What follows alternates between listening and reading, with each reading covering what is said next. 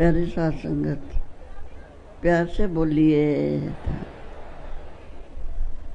साथ संगत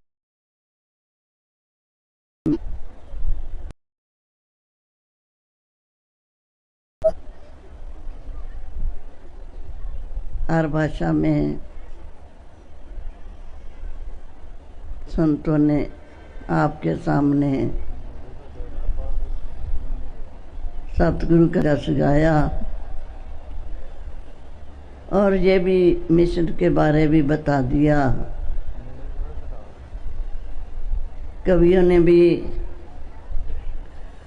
अपनी कविता में इसी का जिक्र किया।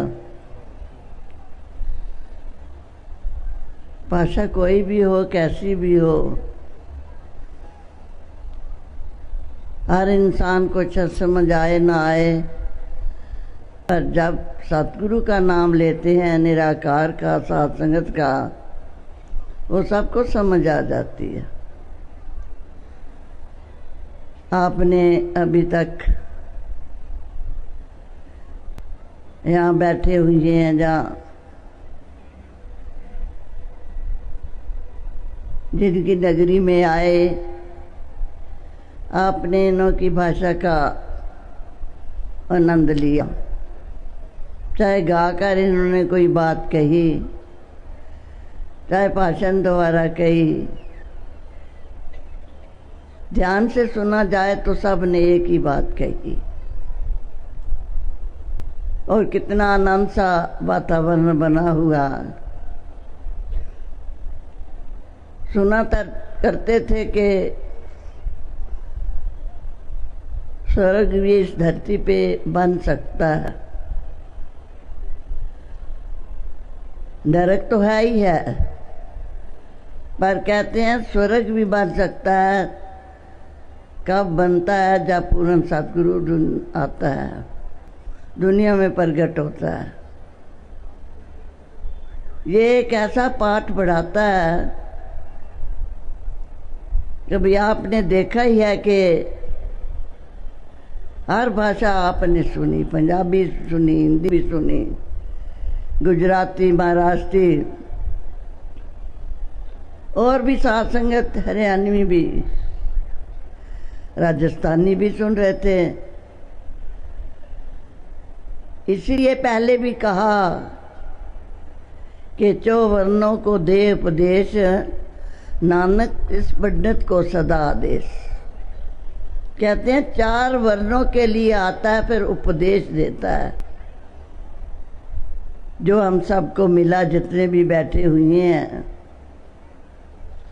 ये उपदेश दिया कि ये निराकार है, ये तेरी आत्मा है, ये जिसको तू परमात्मा कहता है, ईश्वर कहता है, गॉड कहता है, अल्लाह कहता है, वाहिगुरु कहता है, इसको कहते हैं। तो ये जो आत्मा भटक रही होती है, इसको अपना ठिकाना जब बताया जाता है, ये बिल्कुल आनंद से अपना जीवन बताती है, शरीर में रहकर भी।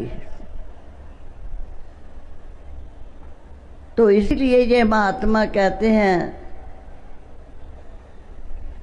जितना भी हमारा टाइम गुजरे, जो आनंद में गुजरे, जीवन में गुजरे, उसका एक अनोखा सा जीवन लगता है। जीवन में रहते हुए कह दे मैं कि आनंद में हूँ, मैं बड़ा खुशी से रह रहा हूँ, मुझे कोई फिक्र नहीं। जैसे एक शायर ने भी कहा कि लत्ती मेरी चिंता तू आपे संभाले। ये आप ही सबका संभालने वाला बन जाता है। कण कण में बसा हुआ है, सर्वव्यापी है, अंग संग है। आपने अभी तक संतों से ये सुना कि हर जगह मौजूद है। फिर तो साथ जहाँ हम रहते हैं वहाँ भी है, रास्ते में है, इधर भी है, कहीं और किसी देश विशेष में चले जाएं, सब जगह है। पर कब पता चला कि जब गुरु ने इशारा दिया। जैसे कोई किसी का नाम सुना हमारे पास खड़ा हो तो हम नहीं जानते, जब बातें भी करते रहते हैं, नाम भी लेते रहते हैं उसका, पर बताने वाला जब बताता है कि ये इंसान है जिसकी आप बातें कर रहे हैं, जिक्र कर रहे हैं, फिर पता चल जाता है। इसी तरह ये पास रहते हुए भी पता नहीं चलता, तब पता चलता है जब गुरु बताता है। तो कहा कि इसकी आराधना, इसकी प्रार्थना आपने करनी है, नहीं तो साथ संगत आप जानते हैं कि पास इंसान खड़ा हो तो हमें उसका पता ना हो, पता कोई दूसरा बताए तो तभी पता चलता है, नाम तो अनेकों बारी सुना होता है। इसी तरह सतगुरु जब बता देता है कि ये अंग है तेरे, ये अंग संग समाया हुआ है, तो फिर साथ संगत हम इतना आनंद में अपना जीवन बना लेते हैं, फिर उसमें कोई भी हमें नहीं ऐसा दूसरा नजर आता कि ना कोई वैरी ना ही बेगाना, सगल संग हमको बनाई। फिर उसके लिए वैरी नहीं होता, बेगाना नहीं होता, सबके साथ उसकी बन आती है। ये सत्संग तो कोई ऐसा अनोखा सा फिर प्यार भर देता है। दुनिया कहती ज़रूर है कि हिंदू मुस्लिम सिख ईसाई आपस में है पाई पाई, कहने में तो कह देते हैं, बड़े ऊंचे ऊंचे नारे भी लगाए जाते हैं, पर साथ संगत कर्म में नहीं आता। चाहे स्टेज पे भी कितना बोल जाएं,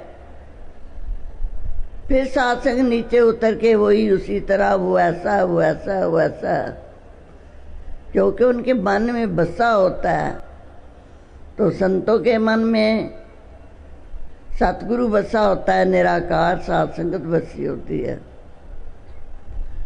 ये इसी की बातें करते हैं, इन्हीं की करते हैं। तो आओ साथ संगत, यही फिर कहते हैं कि जिते किते दिसे नाले,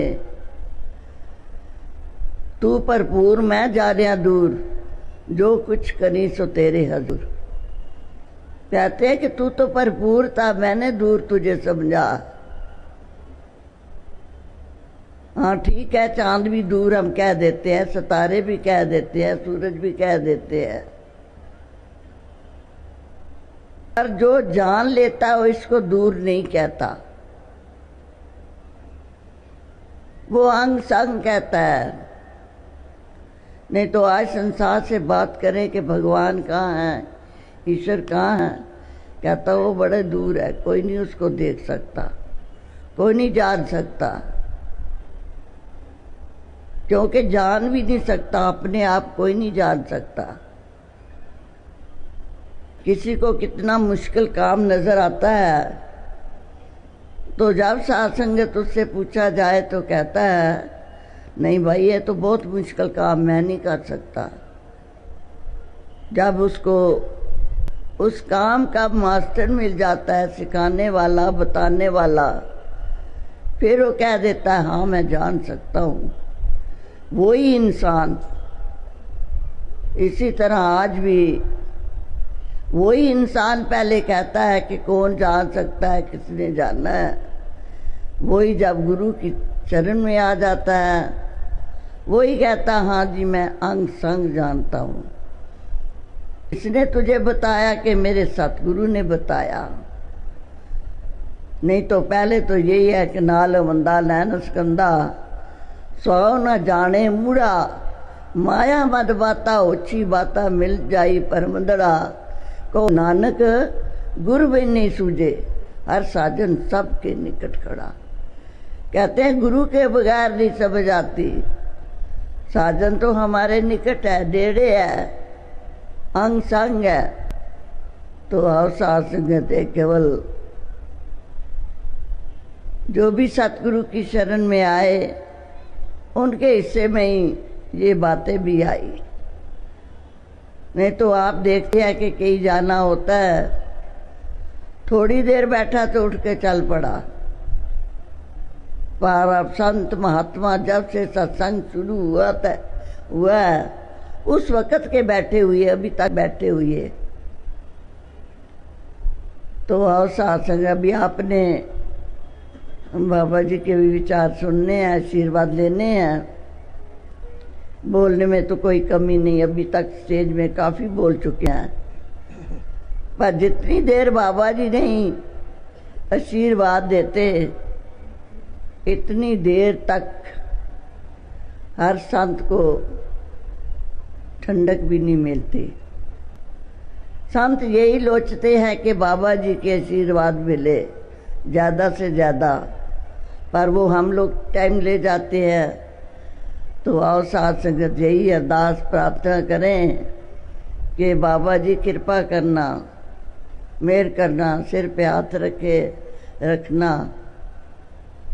क्या भी ऐसी जे तू मेरे वाल है ता क्या मोचंदा, मैं सब कुछ तैनू सौंपया जा तेरा बंदा।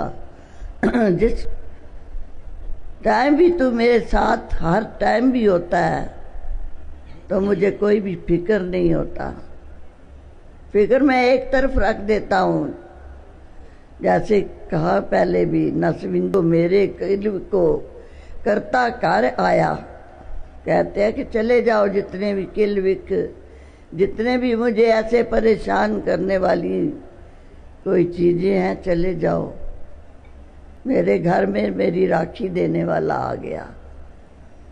जिस तरह घर में भी हम चौकीदार रख लेते हैं तो हमें इतना फिक्र नहीं होता। नहीं तो फिक्र होता है कि ताले मार के जाएंगे तो पता नहीं आएंगे क्या होगा। इसी तरह ही जिसके ये अंग संग बसता है, जैसे कहा है कि जहाँ देखता हूँ उधर तू ही तू है, हर शय में जलवा तेरा हूबहू है। जब ये दिखा देता है तो फिर साथ संगत कहा भी है कि विंडिठे क्या सलाइए जे अंधा अंध कुमाए। कहते हैं देखे बगैर सलांगा करनी, वो कहते हैं अंधा अंध, जैसे अंधा भी ऐसा रास्ता जो है हाथ से टोलता टोलता चला जाता है। इसी तरह ही ये इंसान तेरा भी कर्म है। तो आओ साथ संगत कृपा करना कि जैसे दातार ने हमें निराकार के साथ जोड़ा, अपने के साथ जोड़ा, इसी तरह अंत श्वासों तक जुड़े रहिए, ताकि जो बाकी का जीवन है वो भी आसानी से संसार में गुजरे। साथ संगत ही तिस बलिहार ऐसे ही बैठे रहे साथ संगत। कोई हो रहा हूं जो सबकी आस्था है, निष्ठा है, विश्वास है, यकीन है, धड़कन है, सदगुरु बाबा जी के प्रति मेरा अभिप्राय है। सारे मानव परिवार की ओर से इस समय मैं सदगुरु बाबा जी से प्रार्थना कर रहा हूं, आए हुए मानव परिवार को, आसपास रहने वाले पूरे जयपुर के मानव मात्र को अपना प्यार प्रदान करें, के करीब आकर के प्यार और मोहब्बत से जिंदगी जी सके। इस तरह का आशीर्वाद सतगुरु बाबा जी के श्री मुख से हम प्राप्त करेंगे। और हजूर के आशीर्वाद के बाद सुमरन होगा। फिर बड़ी जागरूकता से बाहर मेन रोड है, बड़े धीरे से बड़ी सहायता से आपने अपने अपने स्थानों की ओर बढ़ना है। जैसे सेवा दल ने रूपरेखा बनाई है उसी के अनुसार उन्हीं पंक्तियों द्वारा आप इस मैदान से धीरे धीरे बढ़ने का प्रयास करेंगे। और अभी सभी मिलजुल के मंगलाचरण में साथ दें और फिर सतगुरु बाबा जी का प्यार भरा आशीर्वाद, फिर सुमरन और फिर बड़ी जागरूकता के साथ दाएं बाएं देखते हुए अपने अपने स्थानों की ओर बढ़ेंगे, ताकि कल होगी।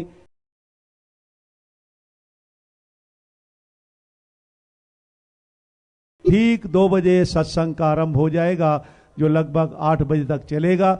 और उसके बाद जो और रहमत आपके हिस्से आई है गुरु वंदना का, उसका भी जिक्र कर दिया है, उसकी भी रहमत हम मिलजुल करके सभी प्राप्त करेंगे।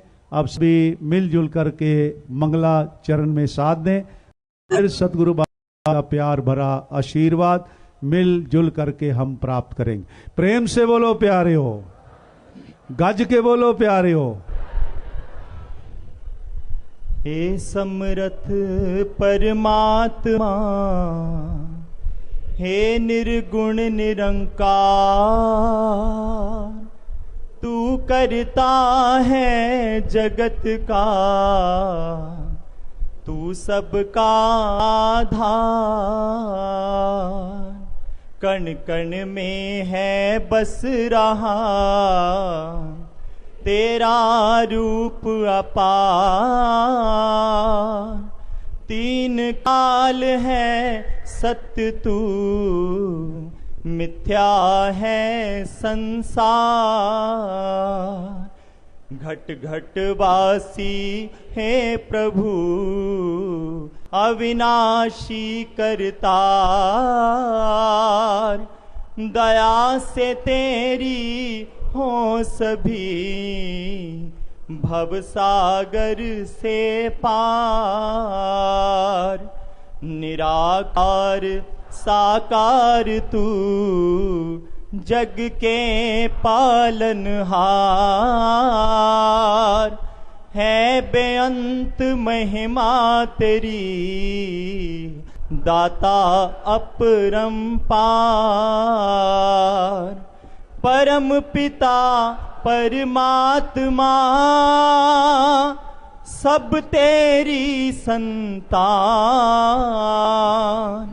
भला करो सबका प्रभु, सबका हो कल्याण। भला करो सबका प्रभु, सबका हो कल्याण।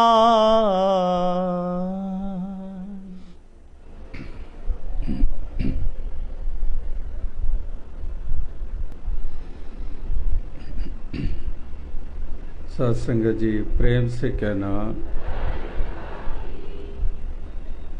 सत्संगत आप सभी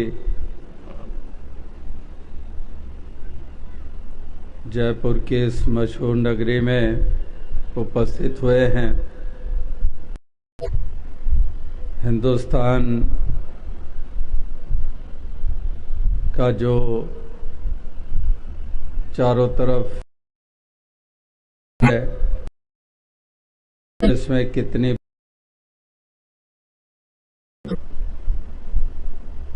और उसी का एक अंग ये राजस्थान, और राजस्थान का अपना ही विशेष प्रकार का इतिहास है। सदियों से इस प्रकार से कुछ यहाँ पर होता आया, और कुछ यादें वो हमारे सामने हमें देखने को मिलती है। और उसमें ये जयपुर नगर, यहाँ पर भी अनेकों अनेकों लोग आते हैं। विश्व के अनेकों मुल्कों से पर्यटक आते हैं और यहाँ आकर कुछ इतिहास के बारे में जानते हैं, जानकारी लेते हैं, और साथ ही साथ जो उनका पर्यटन का जो मकसद होता है उसको भी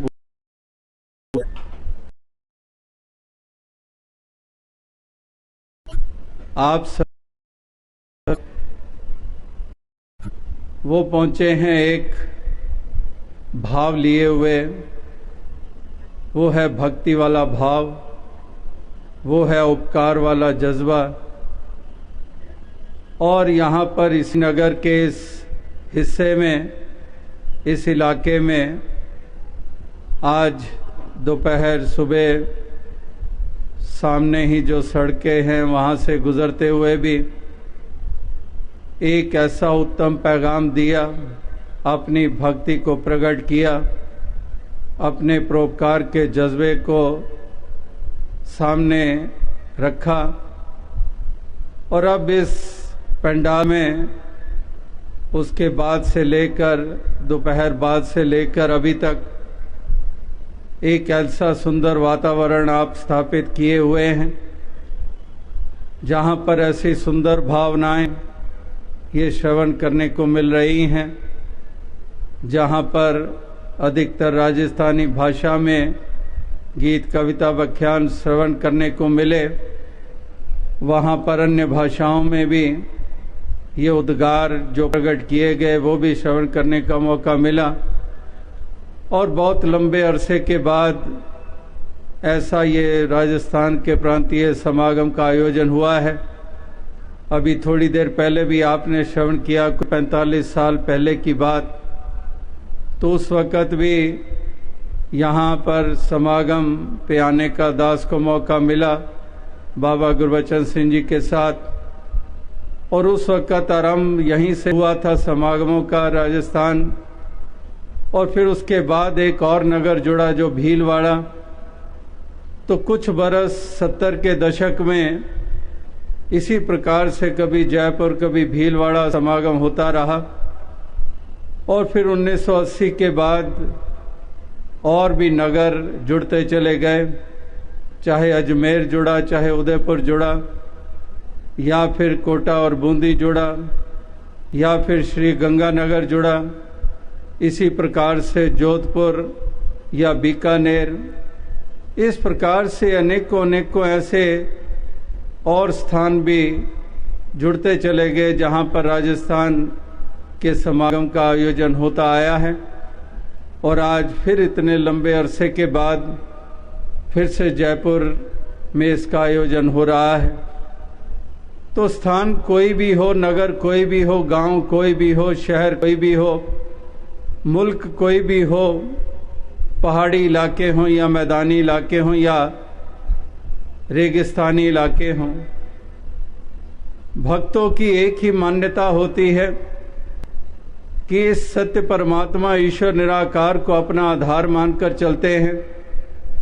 इस संग अपना नाता जोड़कर इसी को समक्ष रखते हुए जहाँ पर कण कण वासी परमात्मा को जानकर इसकी भक्ति करते हैं, वहाँ पर ये चारों तरफ एक सुंदर वातावरण स्थापित करने में भी अपना योगदान देते हैं।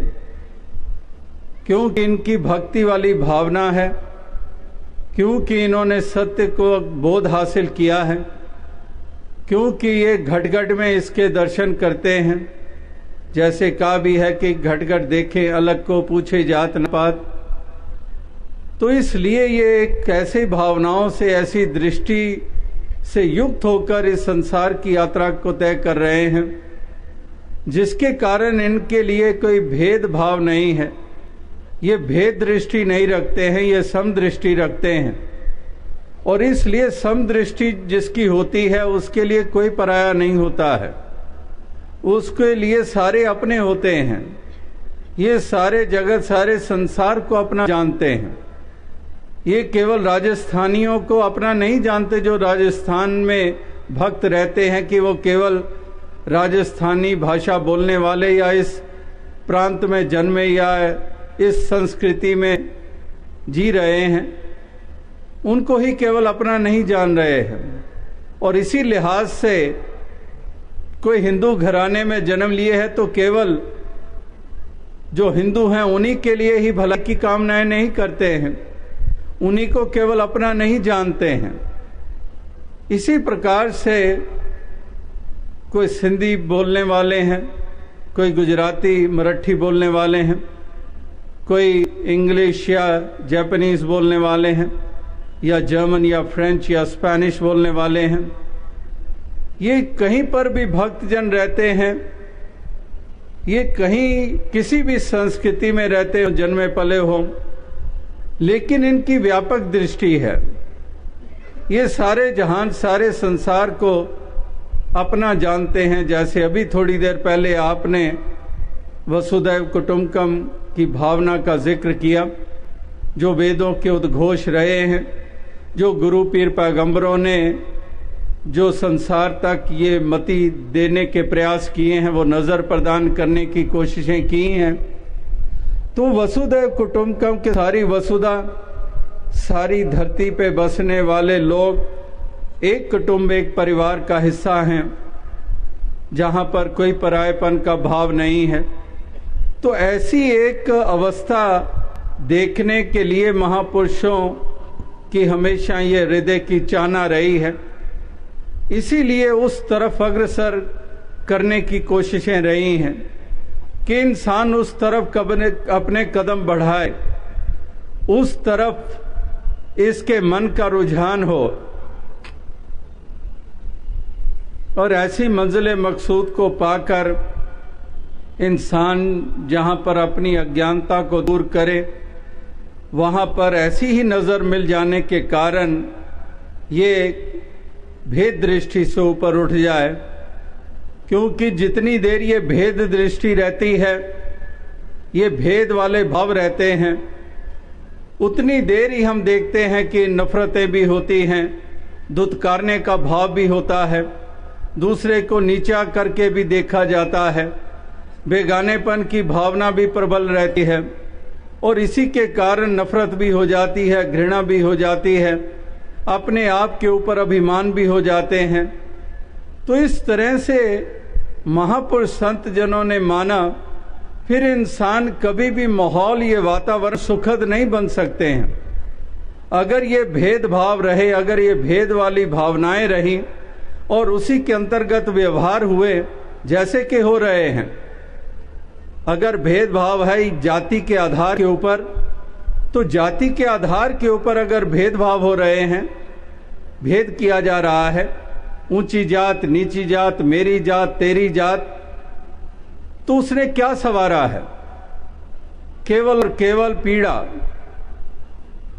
आत्मा को छलनी किया जाता है, मन को छलनी किया जाता है, जब दुत्कारा जाता है कि तू नीची जाति का है और उससे अपने आप को दूर रखा जाता है।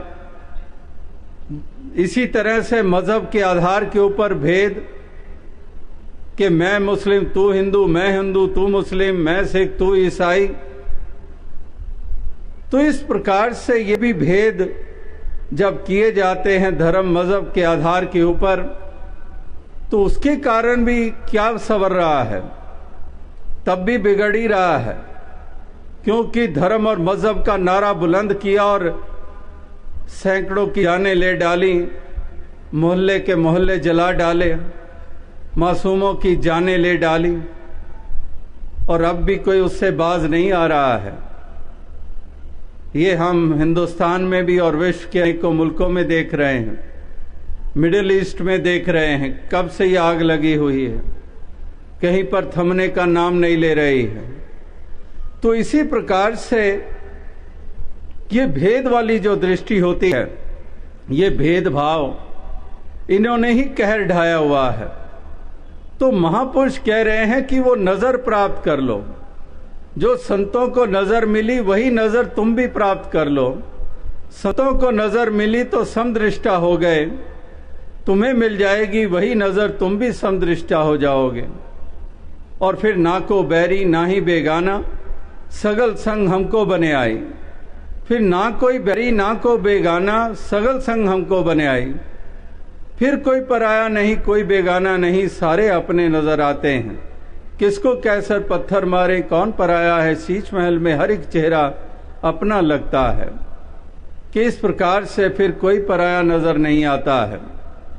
तो ये दृष्टि मिली है जिसको भी जब भी, सतयुग में मिली या त्रेता में मिली या द्वापर में मिली या कलयुग में मिली, तो वही रहे जिन्होंने संसार के लिए भलाई की, जिन्होंने संसार के ऊपर एक जले हुए दीपक का रूप धारण किया, जिन्होंने अपने भ्रम मिटाकर औरों के भी भ्रमों को दूर करने के लिए वो नहीं बुझे हुए दीपकों को जगा दिया, उस लौ को जगा दिया। और जब लौ जग गई, ये बात समझ में आ गई, ये ज्ञान के नेत्रों खुल गए, इस गफलत की नींद से उठ गए, एक संकीर्णता से भी उबर गए, व्यापकता में स्थित हो गए, तो उनको ये बात समझ में आ गई। ये बात समझने वाली है, और जिनको समझ आ गई उन्हीं के बयान, चाहे वो सूफी संत कह दें कि गल समझ लई फिर रौला की, राम रहीम ते मौला की, कि ये बात समझ में आ गई तो फिर क्या शोरोगुल, ये क्या धर्म और मजहबों के शोर मचा रहे हो। गल समझ लई फिर रौला की, राम रहीम ते मौला की। ये नाम के भेद भी, जाति के भेद, भाषा के भेद, मजहब और धर्म के भेद, अब ये परमात्मा के नामों के भेद। तो वही बात कह रहे हैं बुल्ले शाह जी कि राम रहीम, कह रहे हैं कि गल समझ लई फिर रौला की, राम रहीम ते मौला की। तो इस प्रकार से ये बात अगर समझ में आ जाती है, और जिसको भी आ जाती है, वो फिर ना जाति के आधार पर, ना मजहब के आधार पर, ना परमात्मा के नाम के आधार के ऊपर, ना ही पीरों पैगंबरों के आधार के ऊपर, ना संस्कृतियों, ना पहरावों के आधार के ऊपर, ना भाषाओं के आधार के ऊपर वो भेद करेंगे और दूसरे को नीचा करके देखेंगे और दीवारें खड़ी करेंगे, ना बढ़ेंगे ना बांटेंगे। एक समानता का भाव और अपनेपन की भावना वो प्रबल रहेगी, और फिर किसी को नुकसान पहुंचाने का भाव नहीं रहेगा। फिर भलाई भलाई करने के भाव रहेंगे, तन करके भी धन करके भी, हर सामर्थ्य, हर साधन और ताकत जो मालिक ने बख्शी है उसको भलाई में ही लगाएंगे, उनको नुकसान में नहीं लगाएंगे। तो इस प्रकार से ये एक महापुरुषों की, संतों की देन इस जहान को, इस संसार को रही है। और इस प्रांत राजस्थान और इस मुल्क हिंदुस्तान, क्योंकि ये संसार का ही हिस्सा है, तो यहाँ पर भी एक मुख्य रूप में इस प्रकार से ये योगदान दिए जा रहे हैं। और हमारे पास वो हेरिटेज भी है, वो हेरिटेज जिसको हम कहते हैं कि रिच हेरिटेज, संस्कृति के हिसाब से या इतिहास में जो जो दर्ज है, वो भी हम कहीं पर आर्किटेक्चरल पॉइंट ऑफ व्यू से जब देखते हैं, कितने कितने महल, कितने कितने सुंदर किले यहाँ पर राजस्थान में ही हमें देखने को मिल जाते हैं। तो उस लिहाज से भी कहते हैं कि very rich heritage we have.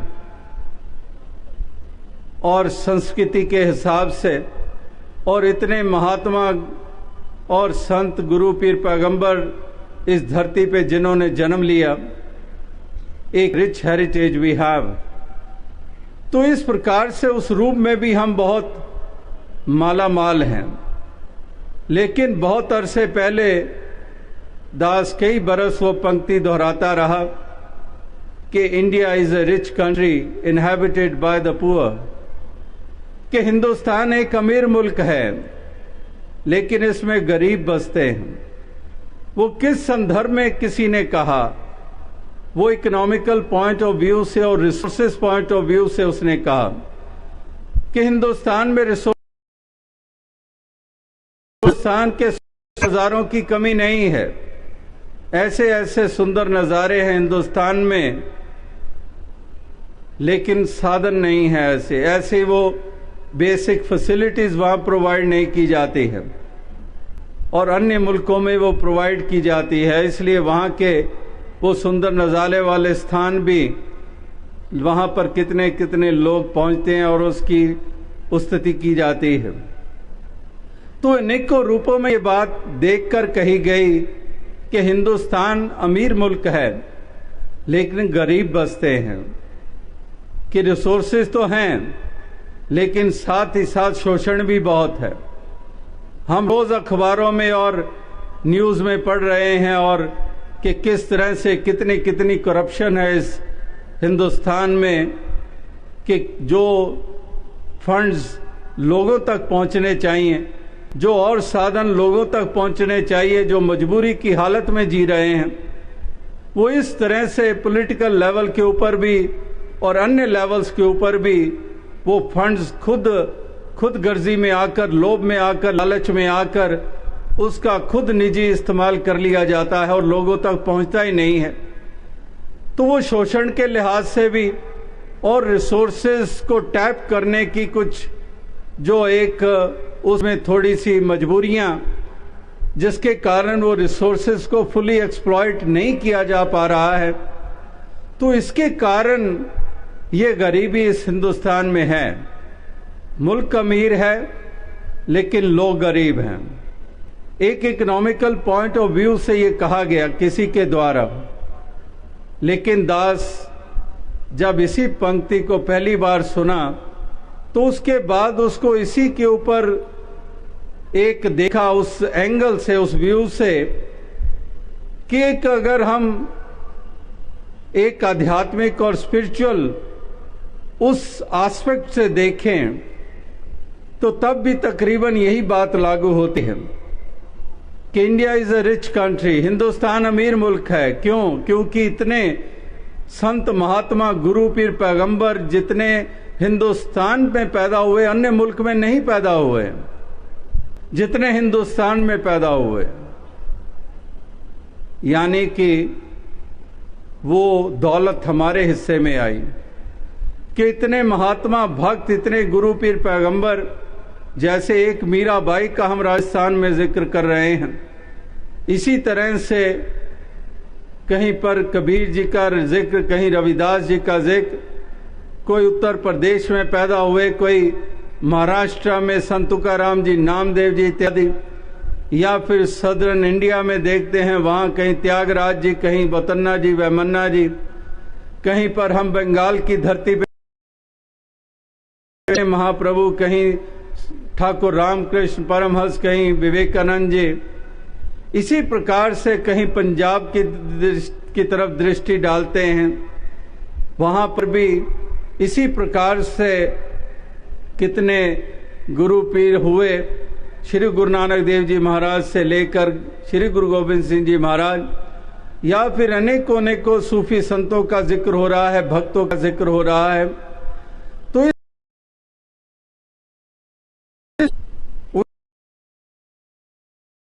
उनके अमोलक वचन हमारे पास, वो भी एक सरमाया, वो भी एक दौलत। तो हमारे पास दौलत बहुत हुई, लेकिन फिर भी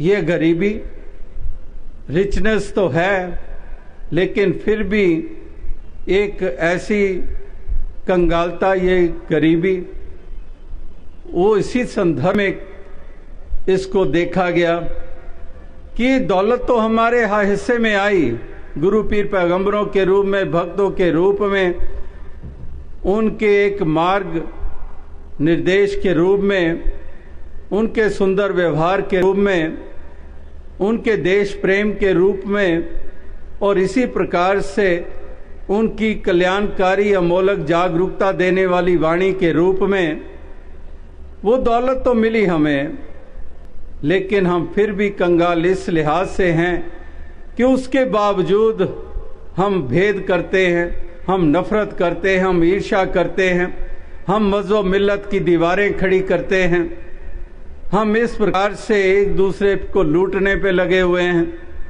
हम एक दूसरे को दुत्कारने में लगे हुए हैं, दबाने में लगे हुए हैं, शोषण करने में लगे हुए हैं।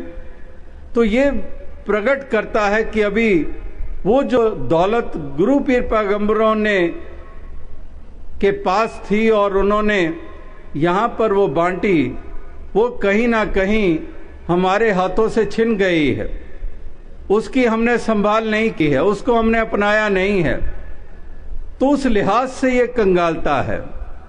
इससे बड़ी कंगालता और क्या होगी भले हीरे जवाहरात के ढेर हमारे घर में पड़े हुए हों, लेकिन फिर भी हम लड़ झगड़ रहे हों, फिर भी हम गला काटने में लगे हुए हों, चाहे लाख एजुकेशन भी हो जाए, लेकिन फिर भी हम गवारों की तरह व्यवहार कर रहे हों, तो वो काहे की एजुकेशन है, वो काहे की अमीरी है? वो दौलत हमारे पास है, वो काहे की दौलत है, वो काहे की अमीरी है?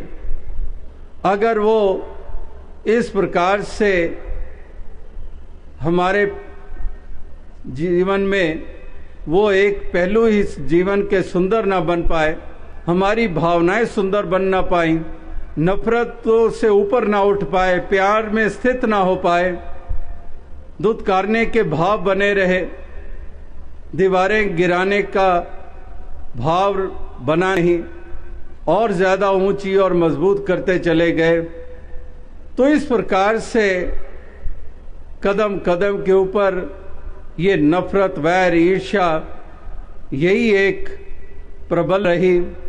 तो यही है वो गरीबी कि अमीरी तो हुई, दौलत तो हुई, लेकिन फिर भी कंगाल, फिर भी गरीब। ये केवल इकोनॉमिक दृष्टि से नहीं साबित होता, बल्कि इस दृष्टि से भी, इस एंगल से भी देखें तो यही साबित होता है।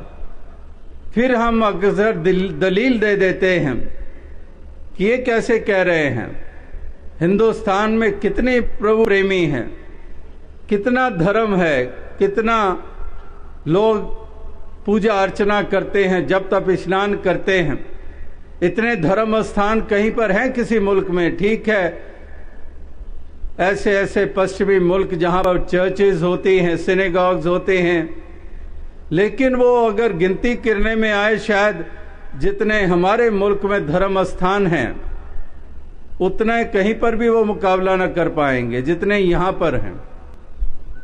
तो आप कहते हो कि ये स्पिरिचुअली गरीब है, तो वो इस लिहाज से देखना पड़ेगा कि स्पिरिचुअलिटी और आध्यात्मिकता वो धर्म में से निकल चुकी है।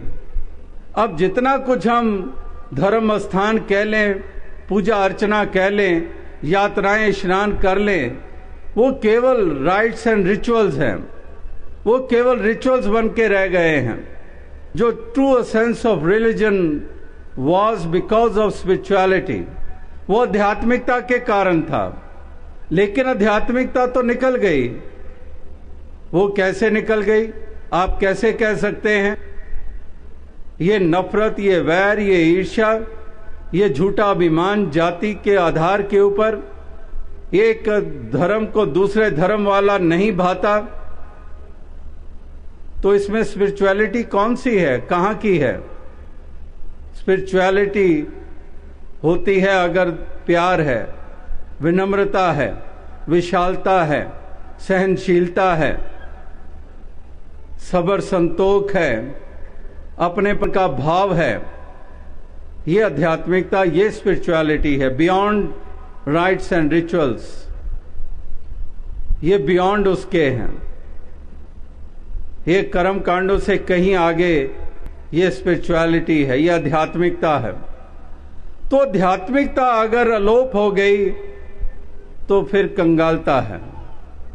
तो इसलिए महापुरुष संत जनों के वचन ये लगातार बार बार युगों युगों से ये संसार के समक्ष रखे गए कि इस प्रकार से इंसान तुम इस तरफ अपने कदम बढ़ाओ, ऐसी अवस्था को प्राप्त करो कि जिस अवस्था को प्राप्त करके फिर कभी भी तुम्हारे मन में दूसरे के प्रति हीनता का भाव नहीं पैदा होगा कि ये हीन है, मैं ऊंचा हूं, मैं श्रेष्ठ हूं। इस प्रकार से दूसरों को कीड़ा मकोड़ा समझने का भाव।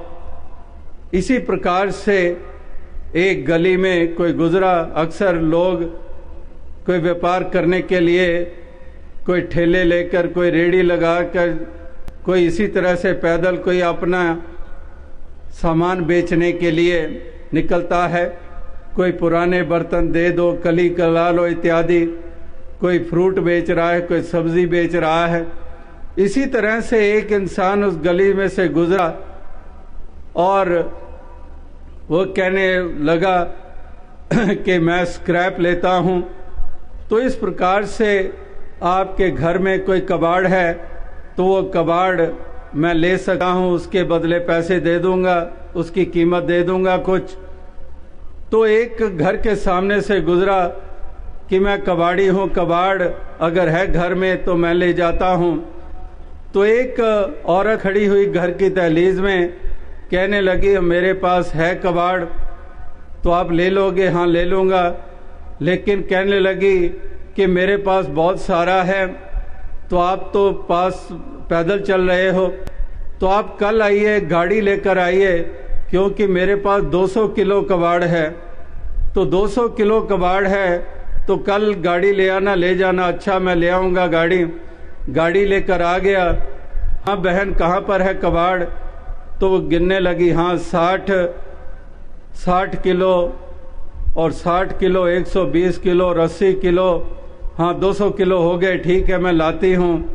और आवाज़ देने लगी और देखा कि 3 जने बाहर आ गए। बाहर आए तो कहने लगे ये कबाड़ ले जाओ, एक तो मेरा ससुर, एक मेरी सास और एक मेरा पति 80 किलो का। तो इस प्रकार से ये 200 किलो कबाड़ ले जाओ। तो कहने का भाव क्या है कि इस प्रकार से लोग दूसरों को किस दृष्टि से देखते हैं, उनकी क्या कदर करते हैं, यही सिलसिले घरों में है, यही समाज में है, यही हमें एक धर्म के क्षेत्र में नजर आते हैं।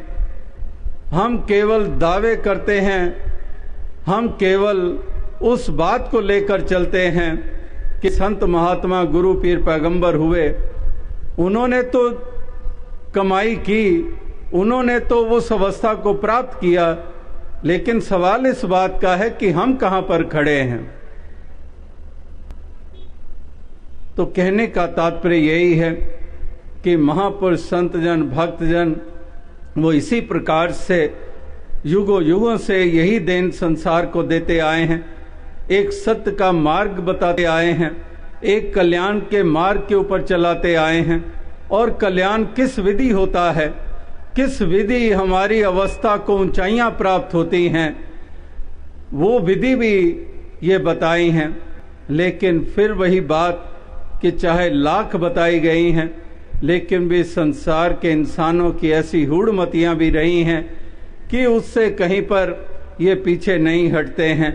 और इस प्रकार से वो इस तरह से इस संसार में विचरण करते हैं कि अपने आप के जीवन को भी नरक बना लेते हैं और औरों के रास्ते में भी कांटे बिछा देते हैं, औरों को भी ये पीड़ा देते चले जाते हैं।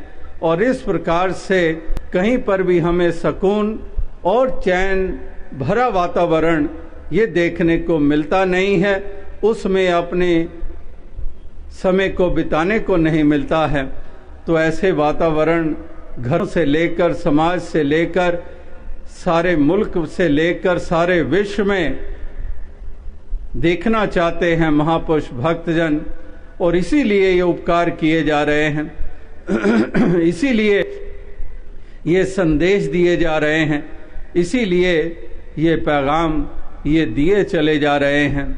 तो और साथ संगत कहने का भाव यही है कि आज यहाँ पर राजस्थान के संत समागम में भी यही एक पैगाम दिया गया, चाहे छोटे से बच्चों से की रचना से भी आपने श्रवण किया, या बहनों की रचना से, या जवानों की रचना से, या बुजुर्गों की रचना से आपने जो संदेश श्रवण किया, वो वाकई ही इसी और ही सबका ध्यान अग्रसर करा रहा था कि एक पहले इंसान तू अपने जीवन का मोल डाल, इस सत्य के साथ नाता जोड़, इस सत्य की पहचान कर, और फिर तू इस प्रकार से इसी जागृति के साथ तू इस संसार में विचरण कर।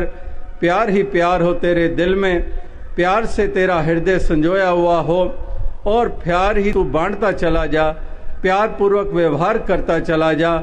छोड़ दे इन नफरतों के अंगारों को, ये घृणा वैर ईर्ष्या तज दे, और इसी प्रकार से तू ऐसे प्रेम की गंगा बहाता चला जा। ये नफरतों की नदियाँ, एक खून की नदियाँ ये तो बहाते चले गए हैं, लेकिन प्रेम की गंगा बहाते चले लो। यही महापुरुष संत जनों ने सारे संसार को ये संदेश, ये पैगाम ये दिया है, और यही कहते हैं कि सजग रहो, ये जागरूकता को प्राप्त करो, इस अंधेपन को दूर करो, ऐसी एक नज़र को प्राप्त कर लो जो ठीक देखती है, जो सही देखती है, ऐसी दृष्टि को प्राप्त कर लो। जब पहली बार यहाँ पर समागम में राजस्थान में 70 के दशक में आने का मौका मिला, तो तब भीलवाड़ा में पहली बार वो गीत श्रवण करने का मौका मिला, जब महापुरुष झूम झूम कर जैसे आज भी गा रहे थे, तो तब भी वो गा रहे थे, आंखें खोलो भाई रा कान्या री खिड़की खोलो रे। कि इस प्रकार से ये आंखें खोलो, ये अपने कानों की खिड़की खोलो, कि इस प्रकार से हम संदेश दे रहे हैं कि यहाँ पर हमें मुर्शद मिला है, जो हमें राम से मिला रहा है, हमें सत्य का उजाला दे रहा है, और इस प्रकार से ये सत्य रूपी उजाला ये अपने जीवन में ऐसा कर लो कि लोक भी रोशन तुम्हारा हो जाएगा, पर लोक भी रोशन हो जाएगा। साथ संगत जी, धन्यवाद।